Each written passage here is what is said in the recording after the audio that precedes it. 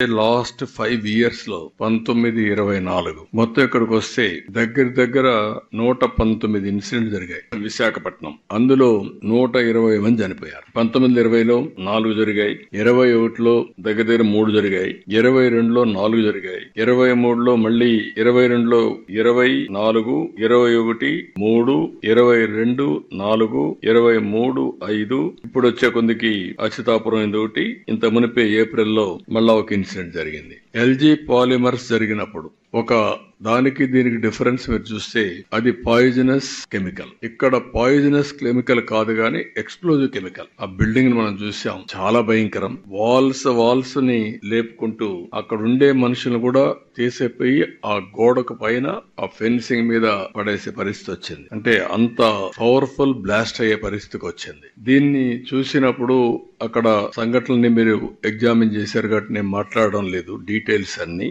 దీని మీద మనం ఒకసారి చూస్తే పాలిమర్స్ అయినప్పుడు ఒక I4 కమిటీ కూడా వేశారు. ఆ I4 కమిటీ వేశారు, నామమాత్రంగా ఆర్డర్స్ ఇష్యూ చేశారు, ఎగ్జిక్యూషన్ 0. దీని వల్ల టోటల్ గా ఈ రోజు ఈ పరిస్థితి వచ్చే దానిపైన మీరు చూస్తే జీవో 156 ఒకటి రిలీజ్ చేశారు. కాకినాడలో ఒక సంఘటన జరిగితే అప్పుడు కూడా జీవో 79 రిలీజ్ చేశారు. కానీ రెగ్యులేటరీ అథారిటీస్ మాత్రం నామమాత్రంగా చర్యలు తీసుకున్నారు తప్ప ఎక్కడ యాక్షన్స్ తీసుకునే పరిస్థితులు లేరు. దానివల్ల రిపీటెడ్ గా జరుగుతున్నాయి.